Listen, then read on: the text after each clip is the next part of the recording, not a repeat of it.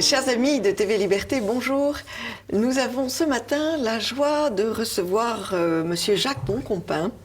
Je l'ai déjà reçu. Bonjour Jacques. Bonjour, vous ai déjà reçu pour un autre livre très intéressant sur l'épuration des gens de lettres, des écrivains en 1945. Et donc fait à partir de lettres qu'ils avaient dû rédiger pour se justifier d'avoir continué à écrire, comme si un écrivain pouvait s'arrêter d'écrire parce que le pays est occupé. Et c'était un livre très passionnant. Et vous avez entrepris un énorme sujet sur le maréchal Pétain. Qu'est-ce qui vous a pris, quelle mouche vous a piqué de vous attaquer à ce sujet si difficile, si... C'est une continuité. C'est-à-dire que j'ai écrit pendant 40 ans l'histoire de la condition des auteurs des Grecs anciens à nos jours. Évidemment, j'ai traversé l'histoire de France. Et je me suis attardé aux périodes critiques, les guerres, les révolutions, et puis la dernière guerre. Et j'ai creusé, et à force de creuser, j'ai trouvé un gisement exceptionnel, les 2500 dossiers réunis par la Commission nationale d'épuration, chargée par le général de Gaulle de juger en dernier ressort décret qui remonte au 30 mai 1940. Alors, j'ai saisi ces dossiers, j'ai fait une analyse de chacun et avant, j'ai étudié pourquoi on a voulu épurer, de quelle manière, et puis j'ai cité quantité d'informations que j'ai recueillies en 40 ans, dont 30 de présence à la Société des auteurs. Et là, j'ai découvert une France qui n'est pas celle dont la doxa rend compte. J'ai découvert une situation beaucoup plus complexe, et c'est ce qui m'a conduit à écrire un nouvel ouvrage sur le maréchal Pétain, avec une indignation qui est le rendez-vous maintenant qui est officiel chaque année au moment de l'anniversaire de l'arabe du Veldiv, où il y a je dirais une série un flot de condamnations sans appel déversées en particulier sur le maréchal Pétain. Et le maréchal Pétain que j'ai découvert en élargissant mes recherches ne correspond pas au portrait qu'on en fait. Et je trouve qu'il y a, si je me taisais, je commettais une sorte de délit de non-dénonciation de crime. Et que l'on ne peut pas vivre normalement dans ce pays en s'appuyant sur des comptes rendus qui sont des comptes rendus biaisés, faussés, avec aussi des péchés considérables qui sont des péchés d'omission. Voilà. Et qu'on pêche par, je dirais, le fait que l'on juge cette époque à partir de ce que l'on en connaît aujourd'hui. C'est-à-dire l'anachronisme. Il y a un anachronisme absolument énorme. Et donc, il faut replacer chaque fait dans son époque. Et à ce moment-là, on a une vision qui est plus proche de la vérité. Et on peut, je dirais, contrebalancer l'idéalisme, le côté chevalier blanc du général de Gaulle, par aussi la contribution exceptionnelle du maréchal Pétain, que le général de Gaulle lui-même a reconnu en petit comité. L'épée et le bouclier, selon l'expression. Je dirais que les plus grands défenseurs, les plus grands défenseurs du maréchal Pétain sont successivement Hitler, je dirais le général de Gaulle et Winston Churchill. Ce sont les plus grands panégyristes de, je cite simplement cette citation tardive, 1950 quand même, du général de Gaulle à François Louis II. Oui, il est vrai, Le maréchal Pétain était un monsieur trop grand pour eux, les Français ne le méritaient pas. Signé Charles de Gaulle. Oui. Oui, Bon, oui. c'est pas ce que l'on entend. C'est pas ce que l'on entend la plupart du temps. Voilà. Absolument. La sagesse lui venait. Voilà. Et ensuite, c'est Hitler, dans son testament dicté à Bormann en 1945, qu'il dit que son grand tort, sa faute capitale, ça a été de s'entendre avec les Français, et que c'est la pire faute qu'il ait faite, De signer et l'armée. qu'il met en garde les générations allemandes à venir de se préserver à jamais des sirènes françaises. Et ensuite, c'est Winston Churchill qui a dit « Mais pour moi, il est impossible que maréchal de France fût un traître. Je n'ai jamais dit que l'armistice était une trahison. Je n'ai jamais dit que l'armistice était une capitulation. Ce n'est pas ma faute si Paul Reynaud n'a pas transmis mes messages à ses ministres. J'ai trouvé un général français qui le soutenait, je m'en suis servi. » Et là, on voit l'habileté avec laquelle la perfide Albion jouait sur plusieurs registres à la fois. Donc, rien que ces citations devraient permettre aux téléspectateurs de se poser une question et d'avoir envie d'aller un peu plus loin, ce que je leur propose dans ce livre. Alors, vous avez... ce qui est fatigant, j'ajouterais, c'est la permanence et la répétition de ces mensonges qui, tous les jours, vous ouvrez un journal et ce matin... j'ai déjà lu le journal avant de venir. C'était le récit de la destruction du vieux quartier Saint-Jean à Marseille pendant l'occupation. L'article commence par les nazis et leurs alliés français. On n'a jamais vu que le maréchal Pétain était un allié des Allemands pendant la guerre. Tout ça parce qu'on a détruit un quartier qui était un nid de gangsters, probablement de macros, enfin pas probablement, c'est sûr, de macros entraînant et exploitant des quantités astronomiques de pauvres prostituées. Et j'imagine aussi beaucoup d'antifascistes qui étaient partis, qui avaient été nettoyés par Mussolini. Et donc, alors en effet, il y a eu toute une population qui a été expulsée et 800 personnes de déportées. Enfin, le coup les nazis et leurs alliés français, j'avoue que ça n'est pas passé. Et puis une autre chose, toujours dans le même journal, Matteo Renzi, qui essaye de prendre le pouvoir en Italie, qui dit que, en quelque sorte, il ne le dit pas comme ça, mais c'est ce que ça veut dire, le vote populiste va arriver à la stupidité générale. Alors, quand le peuple vote, le peuple est stupide. C'est délicieux, non ? Tout ça pour en venir à la renommée et à la popularité du maréchal Pétain, qui était tout de même absolument énorme. Et c'est l'intérêt de votre livre, c'est que vous nous replongez dans l'époque. C'est donc un arrière-plan extrêmement documenté que personne ne peut contredire. Alors, cette phrase, qui est la phrase de votre titre, « Je brûlerai ma gloire », c'est publié aux éditions Muller, et Muller Éditions, qui est la maison d'édition de Guillaume de Thieulois. Donc c'est un livre à soutenir parce qu'il est extrêmement important. Où le maréchal Pétain a-t-il prononcé cette phrase ? Alors, si vous permettez, je voudrais donner un coup de chapeau à Guillaume de Thieulois, car ce livre a été refusé par l'ensemble de l'édition française.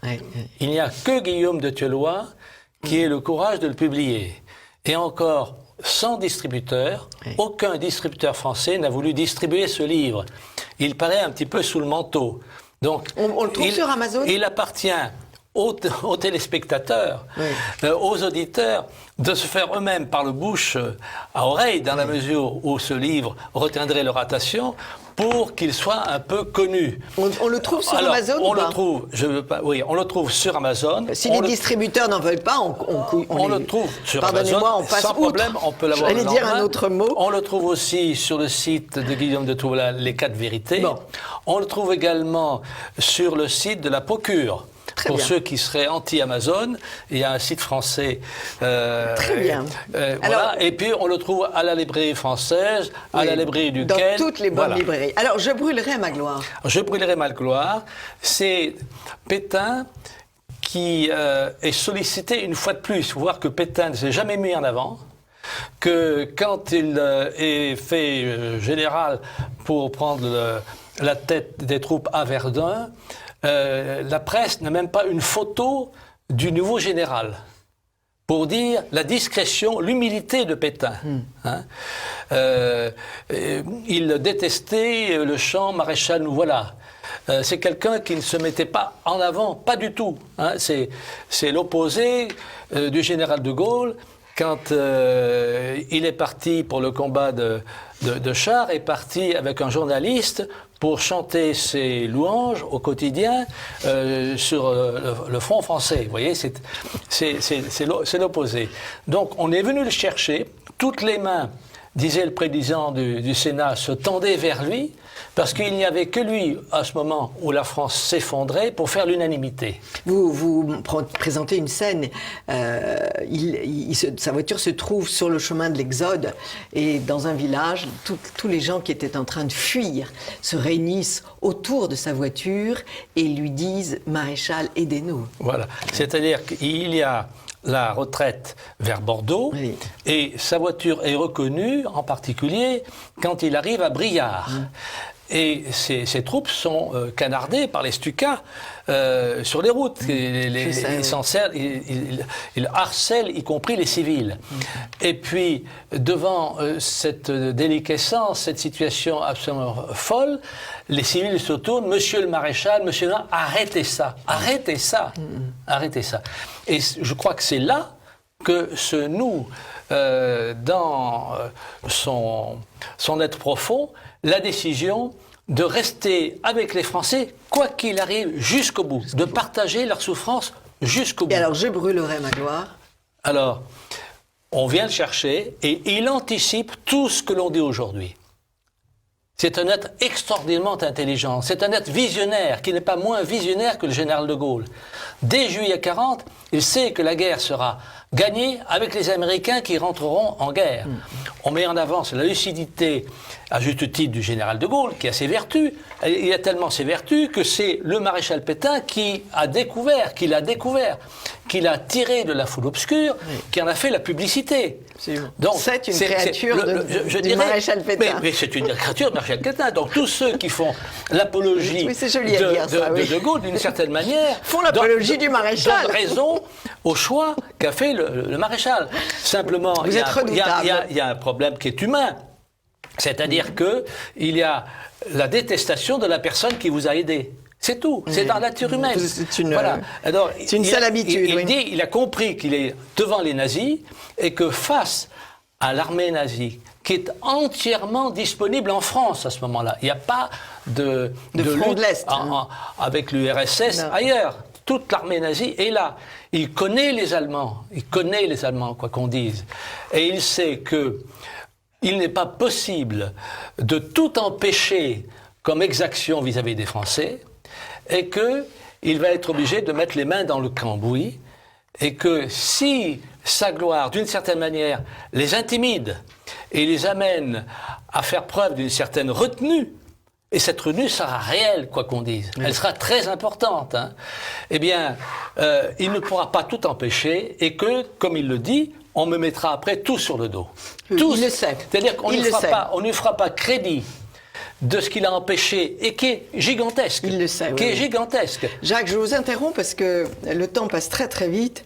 Je voudrais mettre en valeur toute l'avant-guerre où vous montrez comment les socialistes, et avec à leur tête le cher Léon Blum, on passe en ce moment un livre sur les amours, les dernières amours de Léon Blum.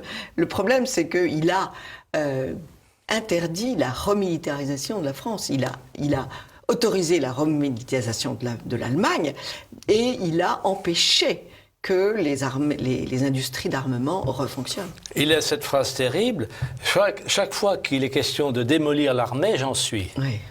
Bon, c'est terrifiant.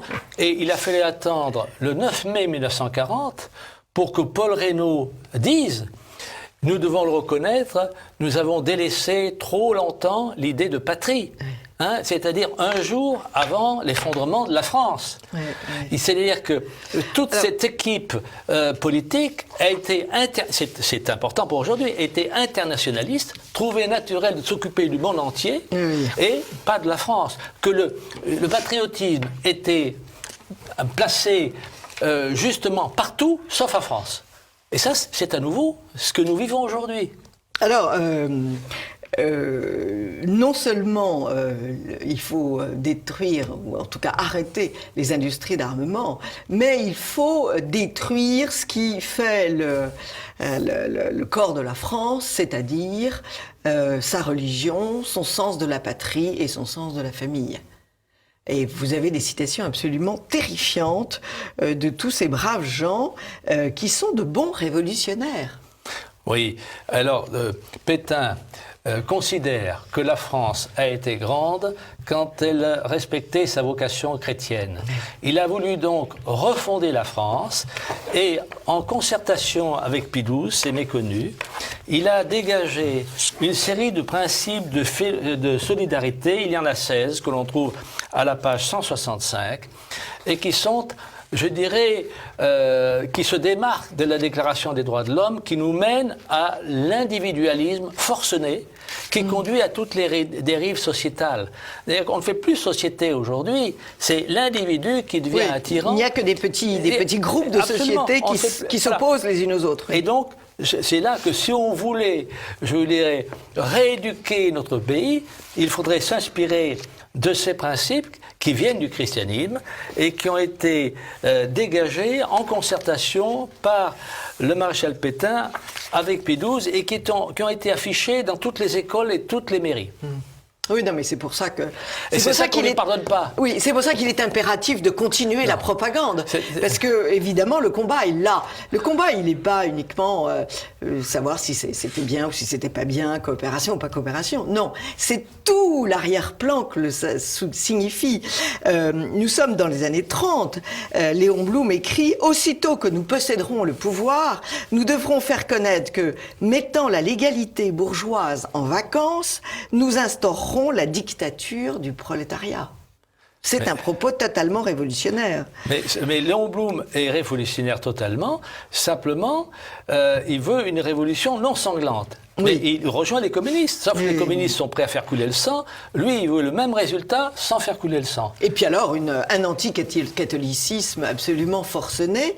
Bon, il y a l'affaire des fiches, mais les fiches, c'est-à-dire donc l'interdiction aux officiers allant à la messe de progresser dans la hiérarchie, mais vous citez un nombre incroyable de petits faits qui s'accumulent les uns les autres, qui sont terrifiants. Cet instituteur, cet fonctionnaire des postes, on lui dit « Vous allez gravir dans la hiérarchie, mais il faut que vous retiriez vos 3 enfants d'école catholique d'à côté. » Et l'écrivain Huysmans a été mis à la retraite anticipée parce qu'il s'était converti au christianisme, c'est tout. Voilà. Et je dirais, ce combat continue. Et ce combat continue. Absolument. Absolument. On est en plein. Monsieur Vincent Payan a dit tout ce que beaucoup de ses coreligionnaires disent tout bas. Ce que nous voyons, les révolutions sociales que nous voyons, c'est le même courant révolutionnaire. Le problème est là. Le problème est là. La Révolution française est une révolution foncièrement anticatholique. Vous montrez que Painlevé interdit aux soldats et aux officiers d'avoir un signe chrétien sur leur uniforme pendant la guerre de 14. Oui. Alors on les envoie se faire tuer, mais ils n'ont pas le droit d'avoir cette espèce de réconfort qui est leur foi. Mais quand les troupes françaises, sous Mitterrand, sont allées à l'opération Tempête du désert, Oui. on leur a interdit la même chose, Oui. pour ne pas choquer les Saoudiens, pour ne pas choquer... Oui, c'est ça. C'est-à-dire que nous renonçons à nous-mêmes. Oui, oui. Non, mais c'est surtout que... Nous nous effaçons nous-mêmes. C'est ça. Au nom de la tolérance et au nom de la tolérance, on est intolérant avec vous, ce qui est quand même d'une hypocrisie, mais délicieuse. Mais c'est ce qui se passe aujourd'hui. C'est ce qui se passe aujourd'hui, bien sûr. Pour ne pas gêner les immigrants, d'une certaine manière, Bien eh bien sûr. nous devons renoncer à nous-mêmes. Bien sûr, bien sûr. Alors, ça continue. Vous faites fantastique portrait. Il faut donc vous faites une radiographie de ce temps dans lequel il était, comme dit Lavarande, c'était pas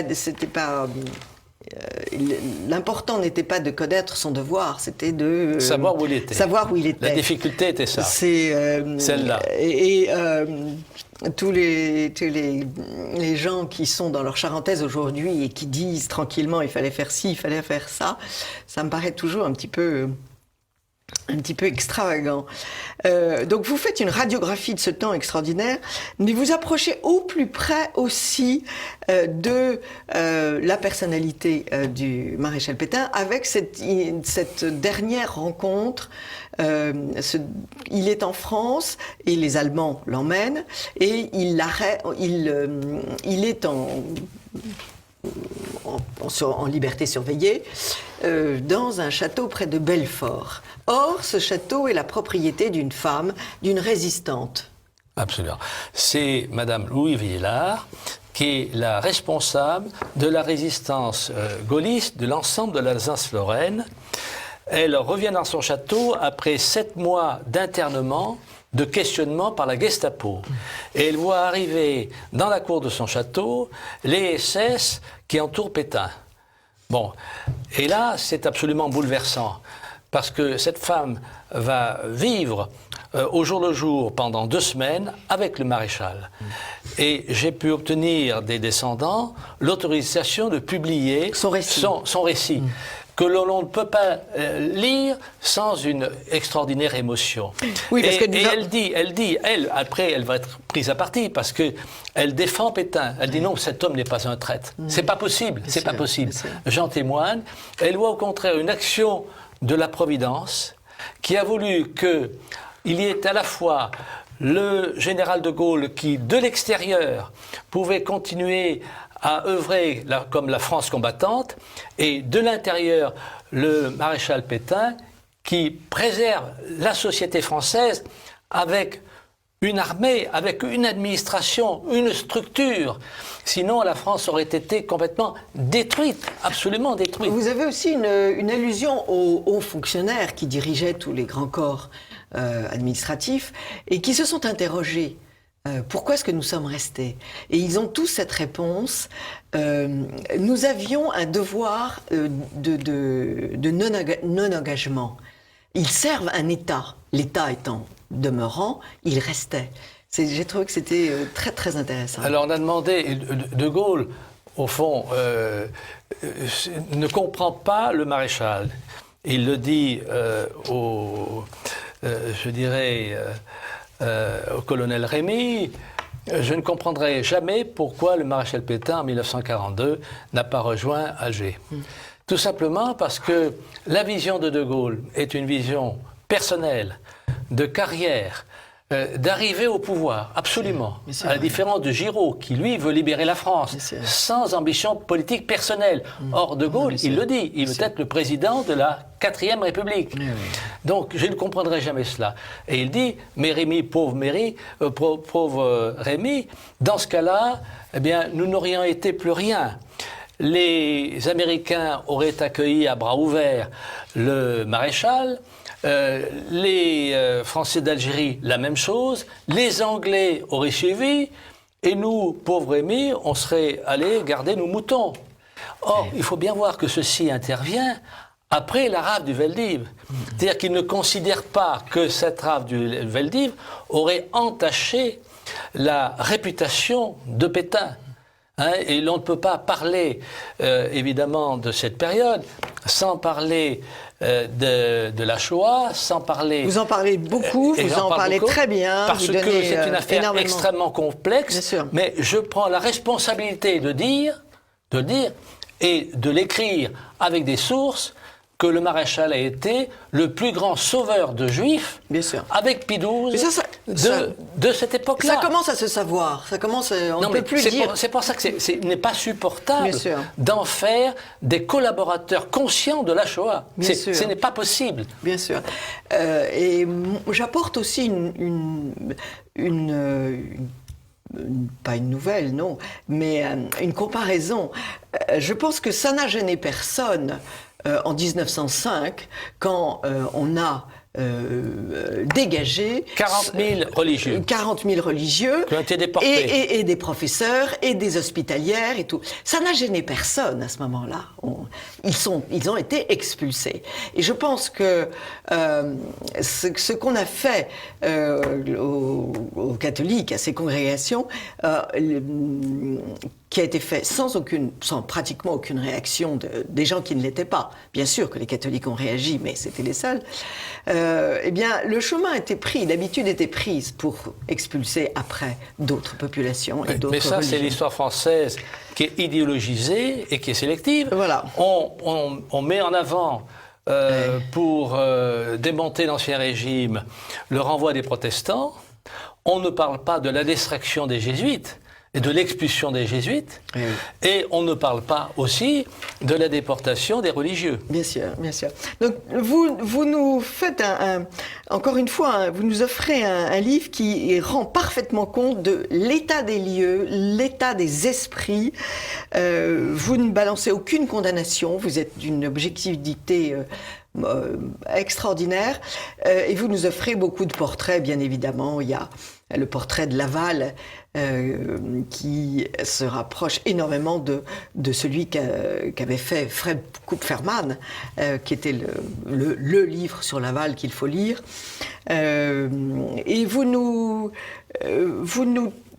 assénez tranquillement toutes ces vérités qu'il est bon sans arrêt de redire et de redire sans cesse pour les jeunes générations. Vous allez préparer un autre livre fait uniquement de citations. Nous n'en dirons pas plus, mais je sens que vous avez encore quelques munitions. Il y a des munitions dans votre sac. Il y a un tome suivant qui est encore plus axé sur le procès du maréchal Pétain. Oui. Ce procès, d'ailleurs, a été révélé par l'un des jurés qui avait été choisi parce que c'était un anarchiste plus ou moins communisant, que le tribunal a été composé à charge, uniquement parmi des députés qui avaient refusé les pleins pouvoirs à Pétain. Comme pour le procès de Brasiliac, tous les jurés étaient communistes. Et par des juifs communistes, à charge. Or, il faut savoir que le maréchal Pétain, puisque ce procès faisait apparaître des vérités en faveur du maréchal, a douté à un certain moment du résultat qu'il voulait. C'était une condamnation à mort du maréchal, parce que il dit, si le maréchal est innocent, je n'ai plus de légitimité. Donc il jugeait qu'il fallait, pour des raisons d'État, sa légitimité, que le maréchal soit condamné. Eh bien, ce juré révèle. Il a publié un livre qui s'appelle « Un procès inique » et il révèle qu'au moment du délibéré, le procureur Mornay, qui avait requis la mort, lui dit il ne faut surtout pas voter la mort, et que tous les magistrats sont là et disent aux jurés il faut prononcer simplement 5 ans de bannissement. Aucune condamnation de prison, mais qu'on l'expulse pendant 5 ans, vous imaginez, c'est absolument incroyable, incroyable. Tellement, alors, pour moi, il y a 2 poids, 2 mesures. On a mis en péril la défense française avant la guerre de 14 avec l'affaire Dreyfus. Et Dreyfus a obtenu la révision de son procès. Et ce que l'on a accordé à un simple capitaine qui n'avait rien apporté à la France, de notable, si tu veux, eh bien, on le refuse à Pétain, qui, tout le monde le reconnaît à ce moment-là, en 1917, elle est le sauveur de la France. Bien sûr. Hein, le sauveur absolu. Eh bien, systématiquement, cela a été reposé. Et je dis pour moi qu'il y a là quelque chose d'absolument inéquitable et que le maréchal Pétain devrait faire l'objet d'un nouveau procès compte tenu de toutes les informations dont nous disposons aujourd'hui. Et cela lui est refusé. Parce que c'est une raison d'État. C'est terrible. Il faut absolument qu'il soit coupable. Parce qu'il faut que vous sachiez, chers amis de TV Liberté, que tous les acteurs de ce temps ont écrit, ils ont rédigé des souvenirs, des lettres, et que cette fantastique manne historique vient à jour. Ces gens meurent et ils laissent en fait à leurs héritiers le devoir de publier. Donc il y a des tas de documents qui viennent éclairer considérablement cette situation. Et qui pour la majorité sont à décharge. La majorité sont à décharge, absolument. Jacques Beaucompin, on vous écouterait pendant des heures, mais il vaut mieux que nous vous lisions. Je rappelle, vous avez publié « Je brûlerai ma gloire » aux éditions Muller. On le trouve partout, dans toutes les bonnes librairies et sur Amazon. Merci beaucoup, Jacques. Merci à vous de m'avoir donné la parole, ce qui est sans prix. Et puisque... je crois, si vous voulez, qu'aucune idée politique d'aujourd'hui ne pourra être correctement conçue tant qu'on n'aura pas dit la vérité sur cette dernière guerre. Ces mensonges polluent irrémédiablement l'atmosphère, et tant qu'on n'aura pas dit la vérité, la France ne sera pas en état d'être gouvernée. Voilà. Le drame, c'est que le général de Gaulle, pour des raisons personnelles de supplanter le maréchal, a noirci et accusé publiquement son pays de crimes qui n'avaient pas été commis. Et ça qui est terrible. Et qu'il est insupportable de voir la France périodiquement accusée de tous les maux de la terre, les dernières accusations étant les accusations de crimes contre l'humanité en Afrique. C'est une habitude maintenant, tous les 6 mois, il y a une nouvelle accusation. Merci beaucoup, Jacques. Charles Barès, le plus grand résistant d'Alsace-Lorraine, a dit que tous les Alsaciens lorrains, quand il y a eu l'armistice, ont dit que cet armistice avait été obtenu par Pétain et que lui seul pouvait obtenir cet armistice. Et cet armistice qui a été condamné par De Gaulle, tout le monde aujourd'hui, les grands historiens étrangers, les plus grands historiens allemands, considèrent que c'était une victoire extraordinaire de Pétain. C'est une victoire capitale qui est aussi importante que Verdun. Bien sûr. C'est-à-dire l'armistice n'est pas une capitulation, l'armistice n'est pas une trahison, l'armistice a fait gagner au moins 2 années de libération de la France en préservant tout l'Empire où il n'y avait aucune présence allemande. Et épargner un certain nombre de vies de Français, mais ça tout le monde s'en fout. Du moment que l'idéologie fonctionne, on peut tuer des gens, ça n'a aucune importance de tuer des hommes. Voilà, et je rends hommage justement à tous ces bons Français qui sont restés sur place pour maintenir ce pays et qui ont été blâmés et qui aujourd'hui encore sont vilipendés alors qu'ils ont été des sauveurs de notre pays, aussi bien que des résistants qui sont tout à fait estimables. Bien sûr. Et je dirais même le premier résistant, ça a été Pétain. Et le premier réseau, c'est le réseau d'Ingler, où il donne 500 000 francs de l'époque avec le réseau le plus efficace qui, dès novembre 40, permet de révéler aux Alliés l'opération Barbarossa. Donc c'est Pétain le premier qui informe les Alliés, bien avant De Gaulle, de l'opération Barbarossa. Parfaite conclusion. Merci Jacques Beaucompin. Merci à vous. À très vite, chers amis de TV Liberté.